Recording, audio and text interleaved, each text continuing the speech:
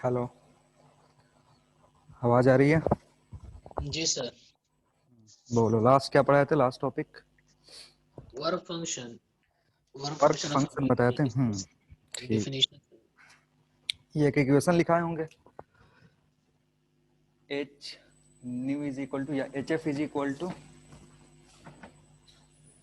Kinetic energy plus. Plus five, यही था ना? जी सर। ठीक है। ये सब जो कैलकुलेशन था ये आइंस्टीन ने करा था। अब देखो, इसमें होता क्या है कि अगर किसी भी इलेक्ट्रॉन को बाहर करना है किसी मेटल से, ठीक है, जस्ट बाहर करना है कि उसको एनर्जी मिले, बाहर आ जाए। मे बी काइनेटिक एनर्जी हो भी सकता है, नहीं भी हो सकता है। जस्ट बाहर आने के लिए उसको जो एनर्जी चाहिए वो फाइव के बराबर होती है। ठीक है।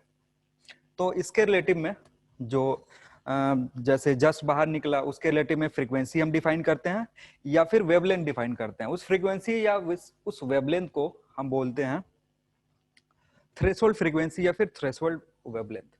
ठीक है ना? तो लिखना, नेक्स्ट हेडिंग तुम्हारा होगा threshold frequency. Threshold frequency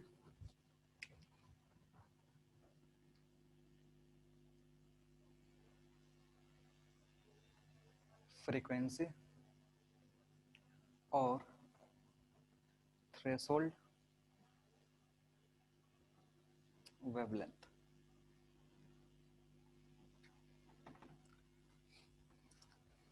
threshold frequency and threshold wavelength. ठीक है, इसमें लिखना minimum frequency, minimum frequency, minimum frequency of light wave, minimum frequency of light wave, minimum frequency of light wave for which electron, for which electron electron just come out, for which electron just come out, just come out from a metal surface, from a metal surface, from a metal surface is called, is called threshold frequency, is called threshold frequency.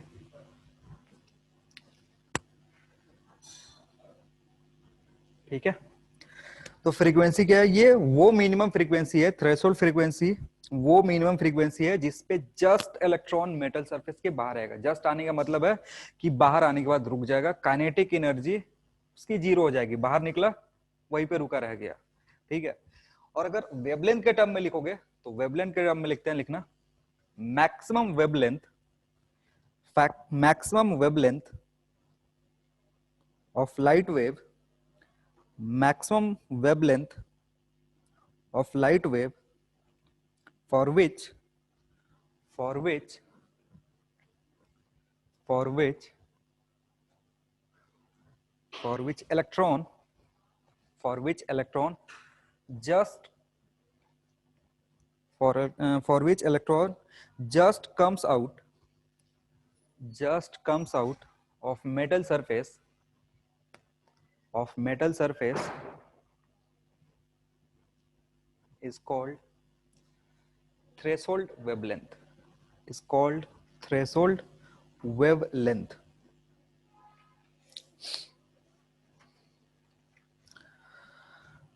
ठीक है। अब definition ये बता दिया। Actually होता क्या है, जैसे एक मेटल है, ठीक है ना, इस मेटल पे हमने क्या करा, लाइट फोकस करा, लाइट इंसिडेंट करवाया। अब लाइट इंसिडेंट करेगा तो लाइट के लिए बताया मैंने कि ये फोटोन कैरी कर रहा होता है और हर फोटोन की कुछ एनर्जी होती है, और वो जो एनर्जी होगा ईच फोटोन का वो निकाला था लास्ट क्लास में। या तो एच न्यू लिख लो, एच एफ लिख लो, या फिर एच सी अपॉन लेमडा लिख लो। अब होता क्या है कि ये आके हिट करेगा, एक फोटोन एक इलेक्ट्रॉन से टकराएगा, वो एनर्जी लेकर के वो बाहर आ जाएगा। तो वो मिनिमम एनर्जी जहां से जैसे ये इलेक्ट्रॉन लिया जस्ट बाहर आकर के रुक गया। ठीक है ना, इस सरफेस से इस सरफेस के जस्ट अंदर जो इलेक्ट्रॉन है वो एनर्जी ले करके बाहर आया, रुक गया, इतना ही एनर्जी उसको मिला। तो उस एनर्जी के लिए जो वेवलेंथ है ना, या जो फ्रीक्वेंसी है, उसको थ्रेशोल्ड फ्रीक्वेंसी बोलते हैं। आ रही बात समझ में? मतलब जो काइनेटिक एनर्जी है वो जीरो हो गया, बाहर आते हुए उसका काइनेटिक एनर्जी कितना हो गया? जीरो हो गया। तो हमारे पास जो इक्वेशन बचेगा ना, यही स्टैंडर्ड इक्वेशन है, मेन इक्वेशन यही है जो कि आइंस्टीन ने बताया था। इसके लिए उस आइंस्टीन को नोबेल प्राइज भी मिला था। तो अब एच एफ जो होगा, that is H F is equal to what? 5। Kinetic energy खत्म हो गया, तो टोटल का टोटल जो एनर्जी है वो किसमें यूज हो रहा है? वर्क फंक्शन के लिए यूज हो रहा है। तो यहां से एफ जो होगा, F will be 5 upon what? H. इसको बोलते हैं थ्रेशोल्ड फ्रीक्वेंसी।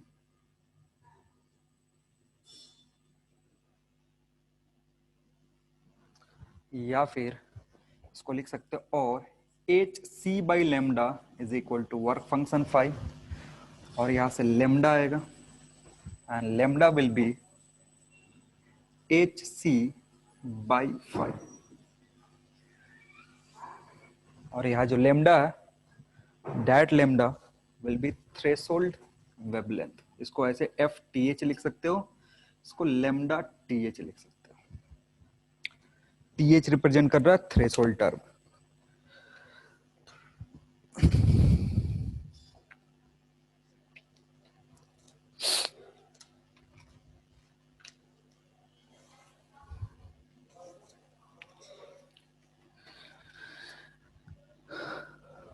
हो गया? जी सर। हम्म।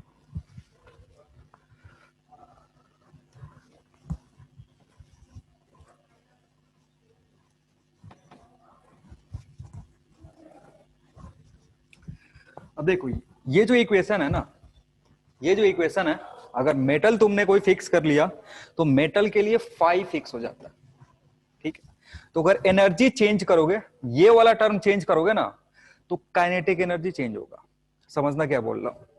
कि जैसे ये 5, कोई मेटल तुमने चूज कर लिया, उसके लिए वर्क फंक्शन कांस्टेंट हो गया। वर्क फंक्शन मटेरियल पे डिपेंड करता है, मेटल के जो मटेरियल है उस पे, एक्सटर्नल पे डिपेंड नहीं करता। एक्सटर्नल क्या चीज है? तो अगर इस एच एफ को चेंज करोगे तो इस काइनेटिक एनर्जी को इफेक्ट करेगा। आ रही बात समझ में? अब होता क्या है, जैसे तुमने लाइट इंसिडेंट करवाया, यहाँ पे लाइट इंसिडेंट करवाया इस पे, तो जो भी इलेक्ट्रॉन्स इसके अंदर है ना वो बाहर आएंगे। अब क्या हो रहा है ना, कुछ इलेक्ट्रॉन्स यहां से बाहर आ रहा है, कुछ यहां से, कुछ यहां से, कुछ यहां से। ठीक है ना? जरूरी नहीं कि सारे के सारे इलेक्ट्रॉन कहां से आएंगे, जस्ट इस सरफेस के नीचे जो इलेक्ट्रॉन है वही बाहर आ जाएंगे। मे बी कुछ इलेक्ट्रॉन्स उसके नीचे से आ रहे हैं, कुछ नीचे से आ रहे हैं, कुछ नीचे से आ रहे हैं। तो होता क्या है ना कि यहां से जब इलेक्ट्रॉन्स निकलते हैं तो एक जो कंजम्पशन होता है, एक जो कंजम्पशन फैक्टर 5, वो सेम होता है। सबने 5 लिया, उतना यूज करके बाहर आ गए। लेकिन होता क्या है कि ये जो सबसे ऊपर वाला है ना, अगर 5 उसने लिया, बाहर आया, उसके पास काइनेटिक एनर्जी है। फिर यहाँ का जो इलेक्ट्रॉन है उसने भी 5 लिया, बाहर आया, उसके पास भी काइनेटिक एनर्जी है। यहाँ पे जो इलेक्ट्रॉन था उसने भी 5 लिया, बाहर आया, काइनेटिक एनर्जी है। लेकिन तीनों का जो काइनेटिक एनर्जी होगा ना वो अलग अलग होगा।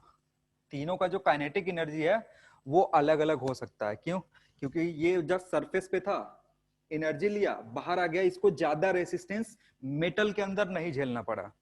सिमिलरली ये जो इलेक्ट्रॉन था, इसने क्या करा, एनर्जी लिया, जब बाहर आ रहा था ना तो इसको कुछ मेटल के अंदर रेसिस्टेंस लगेगा, उस रेसिस्टेंस के चलते इसकी काइनेटिक एनर्जी इस सरफेस वाले के रेस्पेक्ट में घट जाएगी। सिमिलरली जितना इलेक्ट्रॉन नीचे होगा, जितना गहराई में होगा मेटल के अंदर, उस पे रेसिस्टेंस लगेगा, उस रेसिस्टेंस के चलते काइनेटिक एनर्जी घटती चली जाती है। आ रही है बात समझ में? तो काइनेटिक एनर्जी क्या करेगा, जितने भी इलेक्ट्रॉन निकल रहे हैं, जैसे अगर इस पे तुमने लाइट को इंसिडेंट करवाया तो जरूरी नहीं है, अगर काइनेटिक एनर्जी बच रहा है इलेक्ट्रॉन्स के पास, ये तो है ही, ये इतना तो चाहिए ही, अगर इससे बचा हुआ कुछ एनर्जी है तो वो काइनेटिक एनर्जी में जाता है। तो जरूरी नहीं है कि सारे इलेक्ट्रॉन्स की काइनेटिक एनर्जी सेम होगी। ठीक है? क्यों? क्योंकि जो भी इलेक्ट्रॉन्स है वो सरफेस से आ रहे हैं, उसके नीचे से आ रहे हैं, उसके नीचे से आ रहे हैं, लेयर वाइज लेयर से आ रहे हैं, और लेयर पास करने के लिए कुछ रेसिस्टेंस लगता है, उस रेसिस्टेंस के चलते भी कुछ एनर्जी का लॉस होता है, और उसके चलते अलग अलग इलेक्ट्रॉन्स की अलग अलग काइनेटिक एनर्जी होती है। किसी की काइनेटिक एनर्जी बहुत ज्यादा होगी, किसी की काइनेटिक एनर्जी जीरो होगी, कि जस्ट यहां से निकला पूरा का पूरा एनर्जी खर्च हो गया, यहाँ पर रुक गया। ठीक है, तो जी इसके सर। अकॉर्डिंग बहुत सारे ग्राफ प्लॉट करे गए हैं। जैसे लिखना, सबसे पहला टर्म लिखोगे लिखना, effect of effect of effect of intensity of light, effect of intensity of light, effect of intensity of light,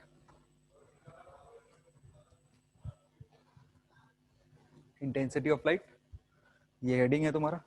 अगर इंटेंसिटी चेंज करते हो तो क्या होता है?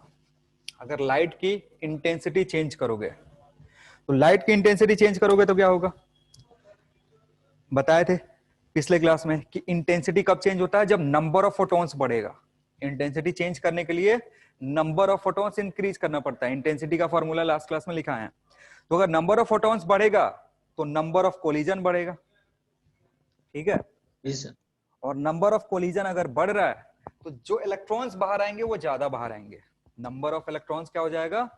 ज्यादा आएंगे। तो लिखना, when intensity of light is increased, when intensity of light is increased, when intensity of light is increased, intensity of light is increased, number of electrons, number of electrons, number of electrons coming out, number of electrons coming out,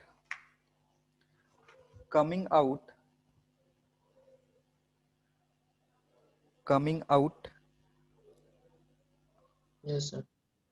of metal surface increases, of metal surface increases,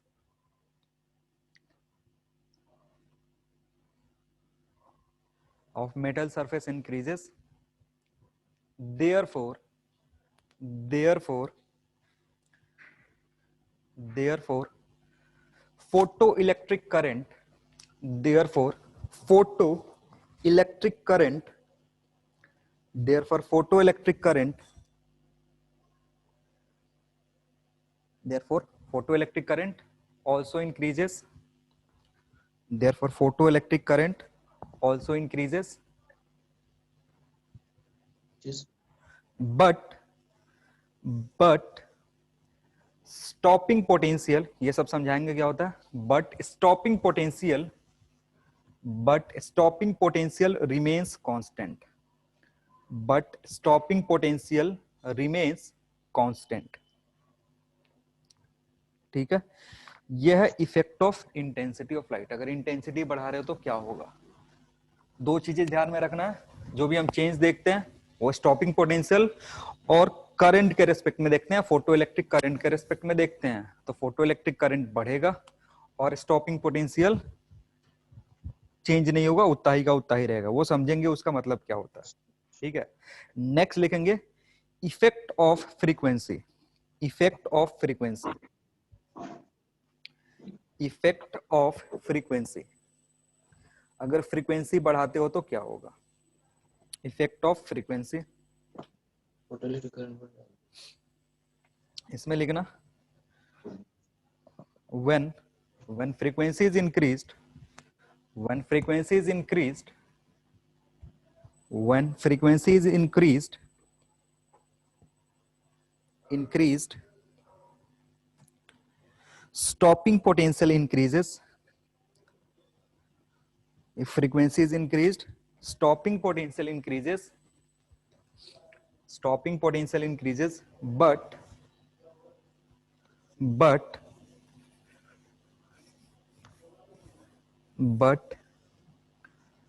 photoelectric current, but photoelectric current, but photoelectric current almost remains constant, but photoelectric current almost remains constant।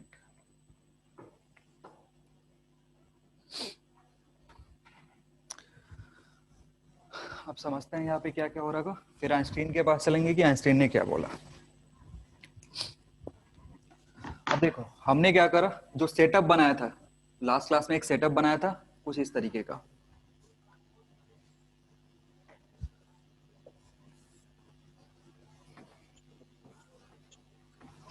ठीक है, एक को positive and से connect करा,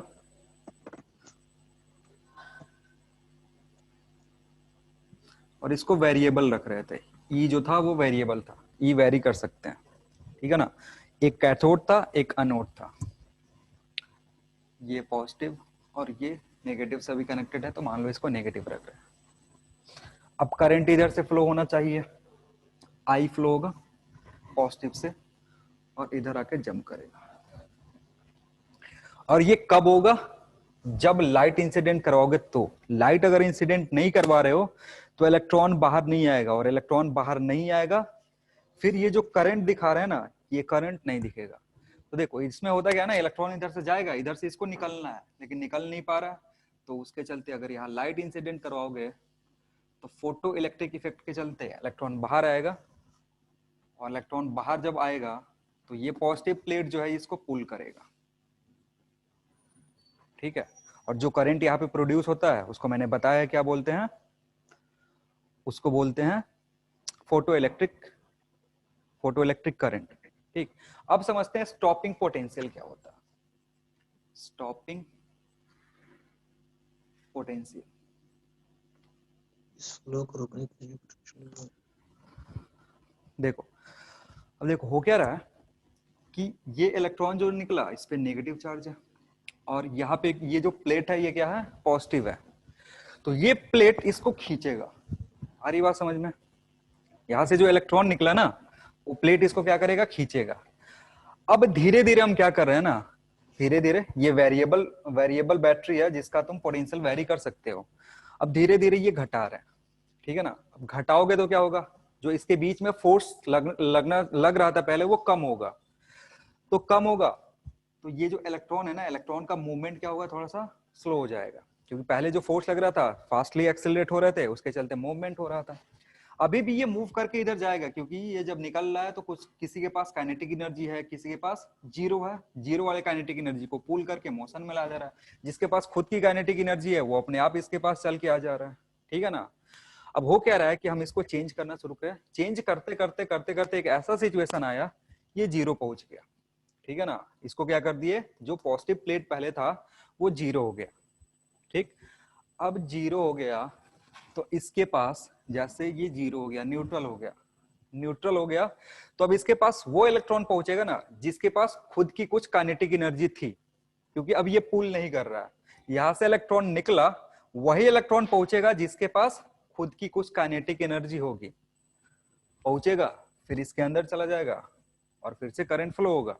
तो जैसे इसको zero करे तो जीरो करने के बाद वही इलेक्ट्रॉन क्या हो रहा है, इसके पास जा रहा है जो जिसके पास कुछ पहले से काइनेटिक एनर्जी थी। अगर निकलते निकलते यहाँ पे काइनेटिक एनर्जी इलेक्ट्रॉन की जीरो हो गई तो इस कंडीशन के लिए वो इलेक्ट्रॉन वहां पे नहीं पहुंच पाएगा, और उसके चलते क्या होता है, करंट घटता है, ठीक है ना। जितना इलेक्ट्रॉन यहाँ पे पहुंचेगा उसके कोरस्पॉन्डिंग करंट बढ़ता है, और अगर इलेक्ट्रॉन नंबर ऑफ इलेक्ट्रॉन्स कम पहुंच रहे हैं तो करंट घटता है, ठीक है।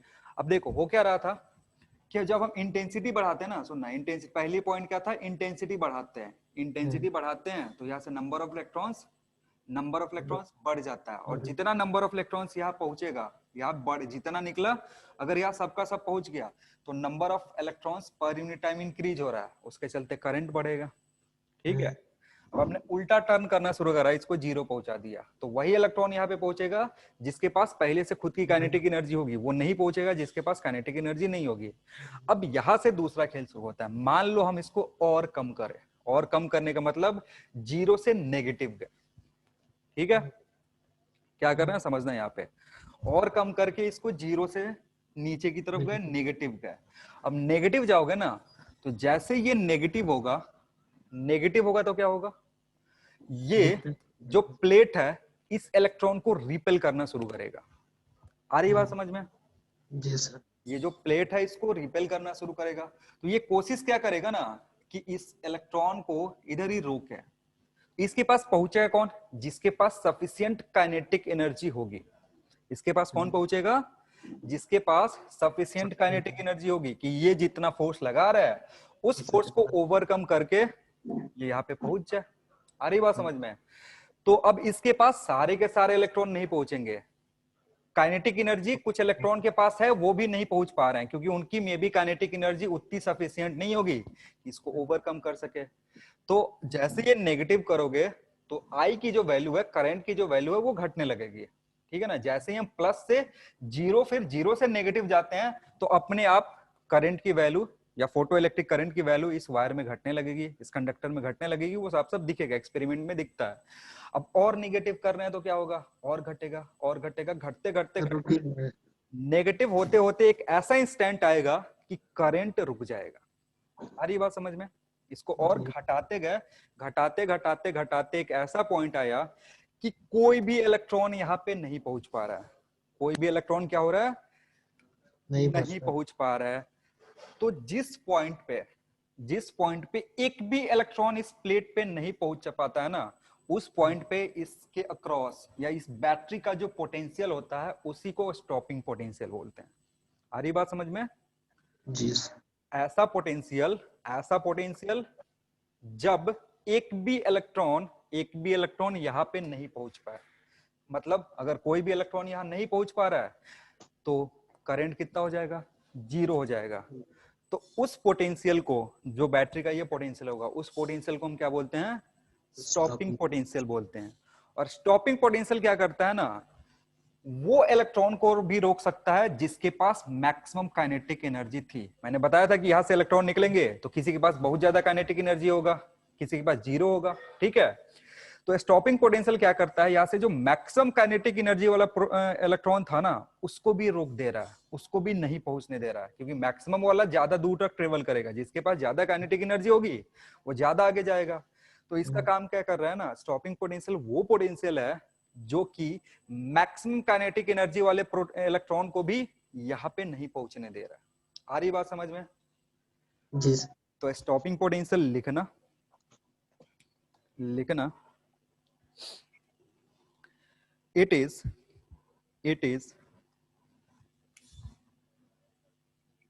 minimum negative potential.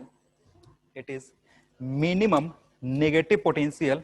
नेगेटिव इसलिए बोल रहे हैं ना क्योंकि जब हम स्टार्ट करे थे ये प्लस था, ये माइनस था, और जब हम कम करना शुरू करें तो ये माइनस हो गया, ये प्लस हो गया, इसलिए इसको नेगेटिव टर्म यूज कर रहे हैं। It is minimum negative potential, it is minimum negative potential at which even electron having maximum kinetic energy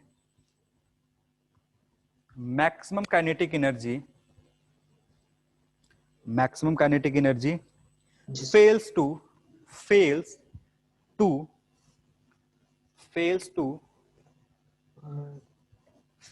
reach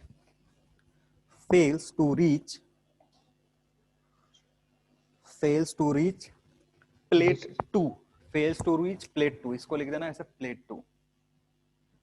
और ये तुम्हारा प्लेट 1 है। प्लेट 1 पे हम क्या कर रहे हैं, लाइट को इंसिडेंट करवा रहे हैं, और इलेक्ट्रॉन को जाना है कहां पे, प्लेट 2 पे। ठीक है? और इसको ऐसे भी बोलते हैं, या इसमें लिख देना एट स्टॉपिंग पोटेंशियल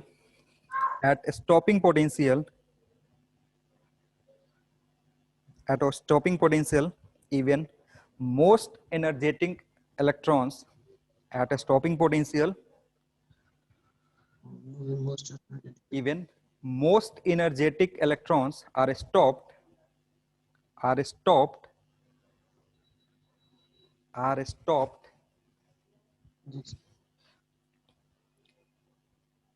therefore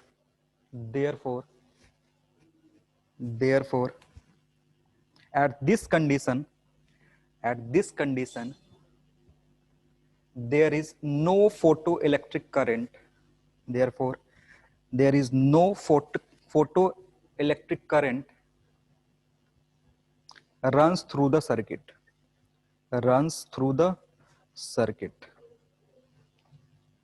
ठीक है, जी सर। अब ये निकलेगा कैसे, समझना क्या हो रहा है।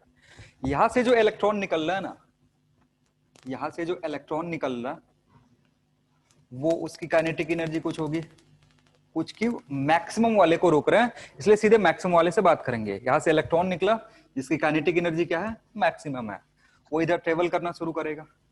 ट्रेवल करते करते अगर यहाँ टच कर गया, जैसे ही टच करेगा उसके अंदर चला जाएगा, करंट दौड़ जाएगा। लेकिन क्या कर रहा है ना, ये जो पोटेंशियल है नेगेटिव पोटेंशियल, जब ये चल के यहाँ पे आ रहा है तो जस्ट टच करने से पहले उसकी पूरी की पूरी काइनेटिक एनर्जी खत्म हो जा रही है। आ रही बात समझ में? जी सर। तो यहां से चलना शुरू कर रहा है, चलते चलते चलते चलते जैसे ही टच करने वाला था प्लेट को, उसकी काइनेटिक एनर्जी कितनी हो गई, जीरो हो गई। और अगर एक बार काइनेटिक एनर्जी जीरो हो गई तो ये इससे टच नहीं कर पाएगा, क्योंकि ये रिपेल कर रहा है। काइनेटिक एनर्जी जीरो होगा तो मूवमेंट फिर इधर शुरू हो जाएगा, उसके बाद करंट तो दौड़ेगा नहीं। तो अब समझना, ये यहां से चला यहां तक, तो इसकी एनर्जी में चेंज कितना हुआ, पहले था इतना, चेंज कितना हो गया, बाद में जीरो हो गया, तो change in kinetic energy is के मैक्स। के मैक्स के बराबर काइनेटिक एनर्जी खर्च हो गया उसका। खर्च करवा कौन रहा है, ये वोल्टेज, ठीक है ना। वर्क डन कौन कर रहा है, वोल्टेज कर रहा है। और वोल्टेज जो वर्क डन करता है वो, अगर तुमको याद होगा कि अगर एक चार्ज पार्टिकल को डेल्टा भी पोटेंशियल डिफरेंस के अक्रॉस मूव करवाए, तो जो वर्क डन होता है वो होता है क्यू इंटू डेल्टा भी। याद है? जी अगर एक सर। चार्ज पार्टिकल है जिसको हम डेल्टा भी पोटेंशियल डिफरेंस के अक्रॉस मूवमेंट करवाते हैं, तो वर्क डन कितना होता है, वर्क डन होता है क्यू इंटू डेल्टा भी। अब यहां ध्यान से देखना क्या है कि यहाँ पे जो वर्क डन होगा डेल्टा भी के चलते, वो कितना होगा, चार्ज ऑन इलेक्ट्रॉन, ठीक है, charge on electron into delta भी। अब डेल्टा भी जो है इस बैटरी का जो पोटेंशियल होगा वही यहाँ का पोटेंशियल डिफरेंस है। जी। समझ रहे हो, यहाँ पे जो बैटरी का पोटेंशियल है वही यहाँ पे पोटेंशियल डिफरेंस है। तो वर्क डन जो बैटरी करेगा वो किसके बराबर करेगा, ई इंटू भी के बराबर। और उतना वर्क डन किसके बराबर होगा, मैक्सिमम काइनेटिक एनर्जी के बराबर होगा, ठीक है ना। तो यहां से लिख सकते हो work done by potential difference between plate, work done by potential difference between plates is equal to kinetic energy maximum. Kinetic energy maximum के बराबर होगा, क्योंकि मैक्सिमम पूरा का पूरा खत्म हो जा रहा है, इलेक्ट्रॉन यहां से चल के यहां तक जा रहा है। तो ठीक है, अब यहां से लिख सकते हो that is work done by potential difference कितना होता है, चार्ज जो कि इलेक्ट्रॉन के बराबर है, और पोटेंशियल डिफरेंस स्टॉपिंग पोटेंशियल के बराबर है VO, and this is equal to KE max. So यहां से VO निकालोगे तो VO कितना होगा, kinetic energy maximum divided by charge on electron. ये है तुम्हारा stopping potential.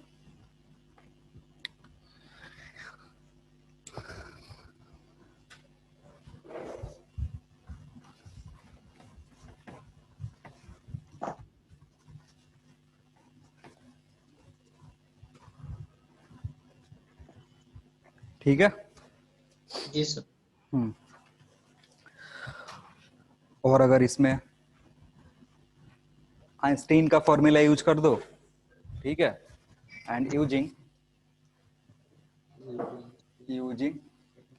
HF is equal to KE plus 5, ये यूज करोगे, then VO is equal to HF minus 5 divided by E। ये तुम्हारा स्टॉपिंग पोटेंशियल है in terms of frequency and phi.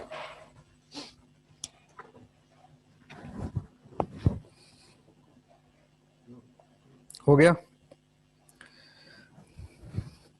तो ये जो भी रिलेशन आ रहा है ये सबको याद रखेंगे, VO is equal to H/E into frequency minus 5/E।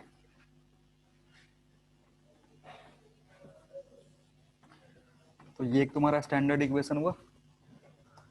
बस इसको याद रख सकते हो कि EV नॉट जो होगा काइनेटिक एनर्जी मैक्स के बराबर होगा, वहां से चेंज करा तो ये टर्म आया। तो VO कितना होगा वो भी आराम से कैलकुलेट कर सकते हैं। VO कैसे कैलकुलेट करेंगे, लाइट की इंटेंसिटी जो फॉल कर रही है वहां से जो एनर्जी आएगा, फिर वर्क फंक्शन है उसमें E से डिवाइड कर दो। E क्या है, चार्ज ऑन इलेक्ट्रॉन है। E जो भी है वो तुम्हारा चार्ज ऑन इलेक्ट्रॉन है। अब इसके कोरस्पॉन्डिंग हम अलग अलग ग्राफ प्लॉट करेंगे, जो भी ग्राफ है, और फिर देखेंगे क्या हो रहा है।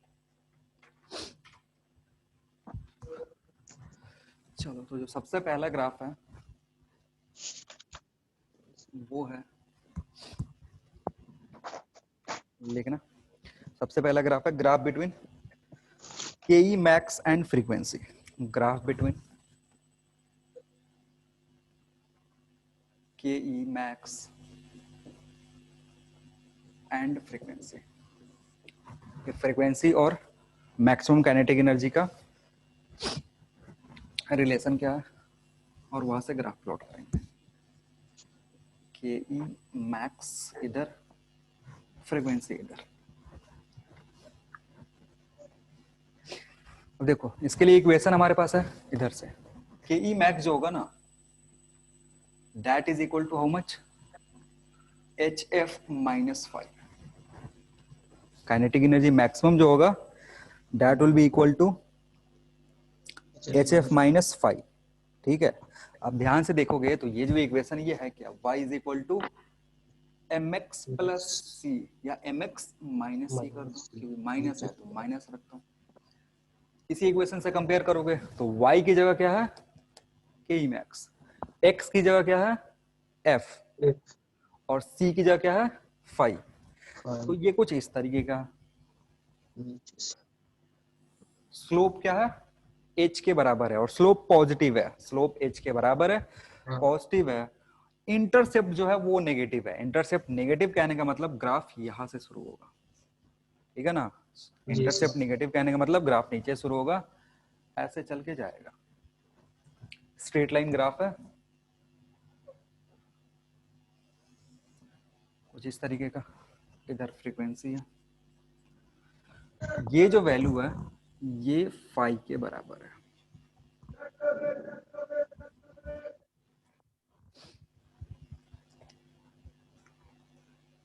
ठीक है, जी सर। और या ये एंगल अगर थीटा है, स्लोप, ये एंगल अगर थीटा है, तो यहां से जो tan थीटा होगा that will be equal to what, h, क्योंकि स्लोप ग्राफ का क्या है h के बराबर है।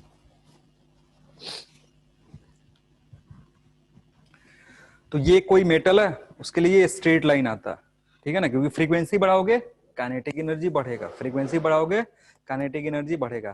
पहले क्या होता है ना, पहले इतना एनर्जी तुमको चाहिए मेटल को बाहर निकालने में, ये 5 भर की एनर्जी क्या चाहिए मेटल को बाहर निकालने में। एक बार मेटल बाहर आ गया तब फिर आगे काइनेटिक एनर्जी का सोचेंगे। जैसे ही मेटल बाहर आएगा तो इस पॉइंट के लिए, इस पर्टिकुलर फ्रीक्वेंसी के लिए काइनेटिक एनर्जी 0 होगा, और इसी को हम थ्रेशोल्ड फ्रीक्वेंसी बोलते हैं। तो ये FTH है। FTH पे काइनेटिक एनर्जी कितना होगा, 0 होगा। और फिर FTH से आगे फ्रीक्वेंसी बढ़ाओगे तो उसके अकॉर्डिंग काइनेटिक एनर्जी बढ़ेगा। कोई दूसरा मेटल लोगे तो वो इसके पैरेलल आएगा, इसके पैरेलल, क्योंकि दूसरे मेटल का मे भी फाई अलग हो सकता है, ठीक है ना। कोई और मेटल ले रहे हो तो उसका फाई अलग होगा, तो अगर फाई छोटा है तो ग्राफ ऐसे शुरू होगा। स्लोप कांस्टेंट रहेगा क्योंकि स्लोप h है और h इज कांस्टेंट। अगर h कांस्टेंट है तो ये स्लोप कोई भी मेटल लो उसके लिए कांस्टेंट होगा। चेंज क्या होगा, फाई चेंज होगा। तो फाई अगर चेंज हो रहा है तो इंटरसेप्ट या तो ग्राफ ऐसे जाएगा या तो ग्राफ नीचे की तरफ जाएगा, लेकिन पैरेलल ही जाएगा। ये लिख सकते हो, ये मान लो मेटल ए के लिए है, और ये जो है ये मेटल बी के लिए है। ये फाई ए लिख दो, ये जो डिस्टेंस है इसको फाई बी लिख सकते हो, ये फाई बी है तुम्हारा। बाकी सारी चीजें। और इस मेटल के लिए मे बी FTH दूसरा हो सकता है, ये FTH A है, ये FTH B है।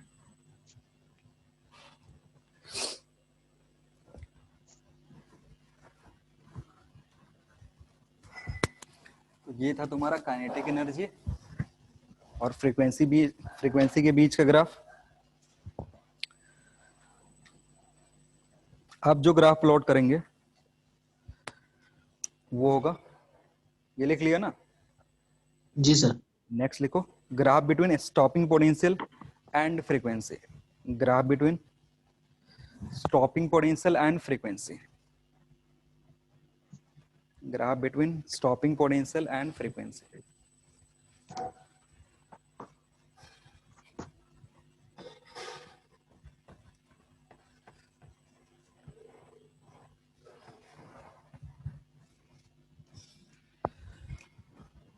स्टॉपिंग पोटेंशियल मतलब V एंड फ्रीक्वेंसी के बीच का ग्राफ प्लॉट करेंगे।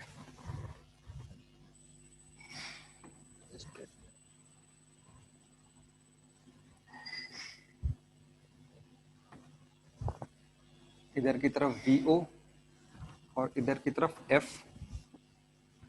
अब अगेन ग्राफ प्लॉट करने के लिए हमें क्या चाहिए, इक्वेशन चाहिए होता है, और एक इक्वेशन हमने निकाला हुआ। VO क्या होता है, V is equal to H/E into F minus phi/A। यही होता है, क्योंकि काइनेटिक एनर्जी मैक्सिमम है ना, जो काइनेटिक एनर्जी मैक्सिमम था उसमें E से डिवाइड कर दोगे, वही किसके बराबर हो जाता है, स्टॉपिंग पोटेंशियल के बराबर होता है। तो यानी इधर जो भी ग्राफ था उसमें E से डिवाइड करना पड़ेगा, और डिवाइड करोगे तो सिमिलर ग्राफ ऐसा ही आएगा, मेटल A के लिए, मेटल B के लिए। ये थीटा है, ये थीटा है, क्योंकि यहाँ पे again y is equal to mx minus c का टर्म है। ठीक है, तो यहाँ जो m है ना, m एक्चुअली यहाँ पे h/e है। तो यानी tan थीटा अगर देखोगे, tan थीटा इस केस में h/e हो जाएगा। जो इंटरसेप्ट होगा, इंटरसेप्ट इस बार फाई नहीं phi/e हो जाएगा। phi/e अगर ये a है तो, और इसके लिए phi/e b है ये। ठीक है, बाकी सारी चीजें वही एग्जैक्टली सेम रहता। यहाँ पे लिख सकते हो मेटल A और ये है तुम्हारा metal B। Graph almost same रहता है, बस E से डिवाइड हो जाता है। तो इसमें मेटल टू मेटल कंपैरिजन करते हैं।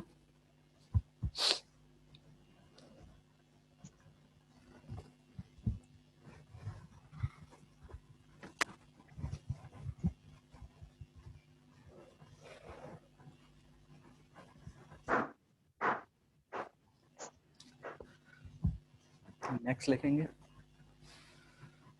नेक्स्ट हेडिंग है graph between V and I। ठीक है, V जो है तुम्हारा, V है पोटेंशियल जो दोनों प्लेट के बीच में हम क्रिएट कर रहे हैं, और I जो है, I है फोटो इलेक्ट्रिक करंट है।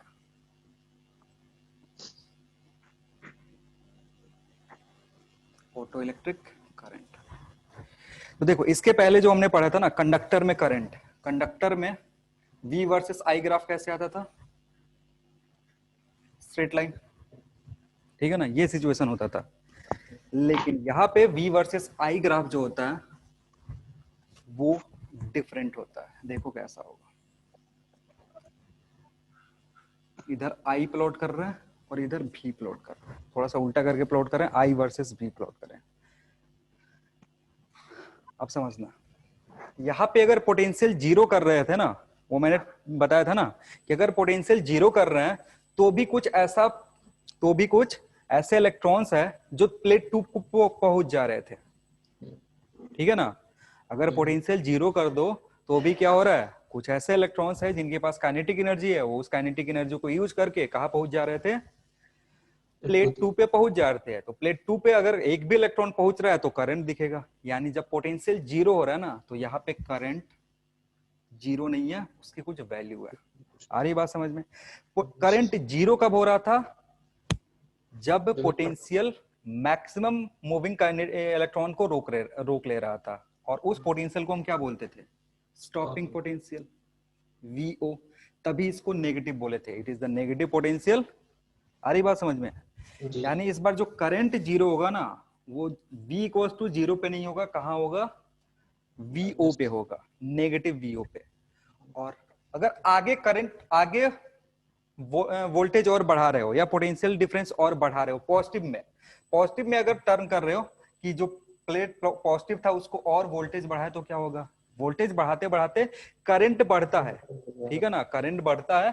लेकिन एक ऐसा सिचुएशन आता है उसके बाद करंट रुक जाता है। करंट मतलब, रुकने का मतलब ये है कि वैल्यू कांस्टेंट हो जाती है। वो इसलिए क्योंकि जो इलेक्ट्रॉन्स बाहर आ रहा है ना, वो डिपेंड कर रहा है लाइट पे, ना कि वोल्टेज पे डिपेंड कर रहा है। तो जितने नंबर ऑफ इलेक्ट्रॉन बाहर आ रहे हैं, वही पॉसिबिलिटी है कि वो प्लेट 2 पे पहुंचे। आ रही बात समझ में? तो अगर तुम वोल्टेज बढ़ा रहे हो तो इसका मतलब मे भी कुछ काइनेटिक एनर्जी जिस इलेक्ट्रॉन का जीरो था वो नहीं पहुंच पा रहा था, वोल्टेज बढ़ाने के चलते उस पर फोर्स ज्यादा बढ़ गया, वो भी पहुंच गया।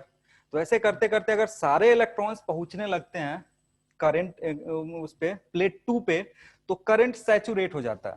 उसके आगे अगर वोल्टेज बढ़ाओगे तो भी जो इलेक्ट्रॉन निकल रहे थे वो सबके सब पहुंच जाएंगे और करंट कांस्टेंट रहेगा। इस कंडीशन को सैचुरेशन करंट, सैचुरेशन स्टेट बोलते हैं। और उस स्टेट पे जो करंट होता है उसको सैचुरेशन करंट बोलते हैं। तो ग्राफ इसका जो है ना, वो कुछ इस तरीके का आता है, ठीक है। बढ़ रहा है, जब वोल्टेज बढ़ाना शुरू करे करंट बढ़ रहा है, लेकिन एक ऐसा सिचुएशन आया कि कुछ देर बाद ये लाइन फ्लैट हो जाता है। फ्लैट क्यों? क्योंकि अब कितना भी वोल्टेज बढ़ाओ, जो नंबर ऑफ इलेक्ट्रॉन्स थे वो सबके सब कहाँ पहुंच रहे हैं? प्लेट पे। अब वोल्टेज कितना भी बढ़ाओगे, नंबर ऑफ इलेक्ट्रॉन्स इंक्रीज नहीं कर सकते हो, क्योंकि नंबर ऑफ इलेक्ट्रॉन्स बढ़ेंगे किसके चलते? लाइट के इंटेंसिटी के चलते। तो उधर अभी हम चेंज नहीं देख रहे हैं, हम चेंज किसका देख रहे हैं? आई वर्सेस वी का देख रहे हैं कि आई वी को अगर चेंज कर रहे हो तो उसके अकॉर्डिंग आई कैसे चेंज हो रहा है, उसका ग्राफ इस तरीके से आता है। और यहाँ पे एक लाइन होता है, ये फ्लैट लाइन, जिसको हम आई एस बोलते हैं। और आई एस है सैचुरेशन करंट, मतलब मैक्सिमम करंट जिसपे सारे के सारे इलेक्ट्रॉन्स जो प्लेट 1 से निकल रहे हैं वो सब पहुंच जा रहे हैं किसको? प्लेट 2 को। तो उसपे जो करंट आता है वो मैक्सिमम होता है, उसको सैचुरेशन करंट बोलते हैं। ग्राफ कुछ इस तरीके का होता है, ठीक है। जी सर। अब इस ग्राफ में हमने आई और वी के रिलेशन में देखा, ठीक है। अब ये ग्राफ ऐसा आ गया। अब इसके अकॉर्डिंग हम चेंज करते हैं फ्रीक्वेंसी। लाइट का अगर फ्रीक्वेंसी चेंज कर रहे हैं तो ये ग्राफ कैसे चेंज होगा? अगर लाइट का इंटेंसिटी चेंज कर रहे हैं तो ये ग्राफ कैसा चेंज होगा? तो जो थ्योरेटिकल पोर्शन था वो मैंने लिखा दिया था, इफेक्ट ऑफ फ्रीक्वेंसी और इफेक्ट ऑफ इंटेंसिटी में। अब ग्राफिकली देखेंगे कि ग्राफिकली चेंज क्या हो रहा होगा। तो एक बार पढ़ो क्या लिखा हुआ। इफेक्ट ऑफ इंटेंसिटी देखो क्या है। इफेक्ट ऑफ इंटेंसिटी,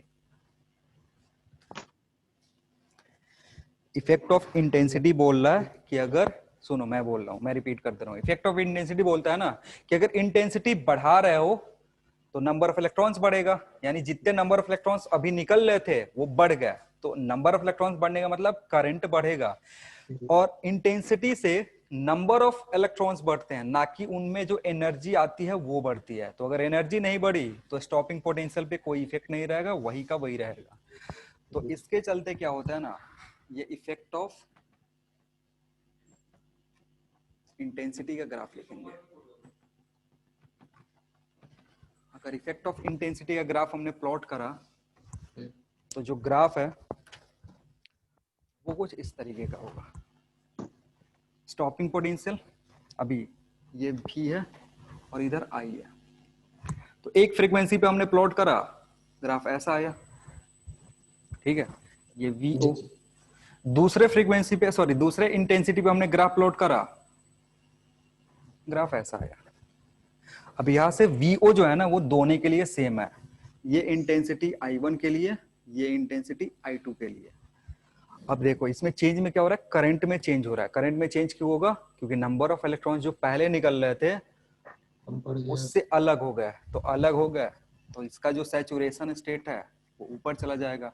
इसका जो सैचुरेशन स्टेट है ये वे है, तो इसको लिख सकते हो IS2 और इसको लिख सकते हो IS1, ठीक है ना। और ये I2 क्या है, इंटेंसिटी है, इसका ध्यान रखना, ये इंटेंसिटी है, कैपिटल आई से जो लिख रहे हैं वो इंटेंसिटी है, ठीक। तो यहाँ पे लिख सकते हो if I is increased, sorry capital I is increased, यहाँ पे पहले ब्रैकेट में लिख दो I2 is greater than I1, intensity 2 जो है वो 1 से जाता है। If I is increased, number of photons increase, therefore number of electrons increase, and इसके चलते क्या होता है, current increases, ठीक है। ये इसका पूरा सेटअप है इंटेंसिटी चेंज करने का।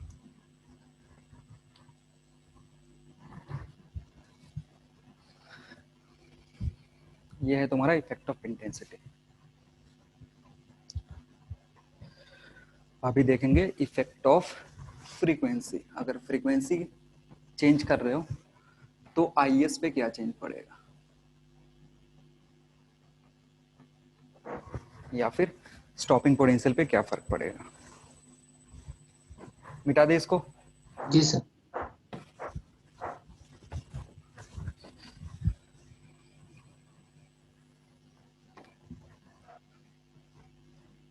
इधर I और इधर V है। अब देखो होता क्या है ना कि जब फ्रीक्वेंसी चेंज करोगे, फ्रीक्वेंसी को अगर चेंज कर रहे हो तो उसके चलते स्टॉपिंग पोटेंशियल चेंज होगा। क्यों? क्योंकि फ्रीक्वेंसी और स्टॉपिंग पोटेंशियल का रिलेशन है V = H/E F - phi/E, ठीक है।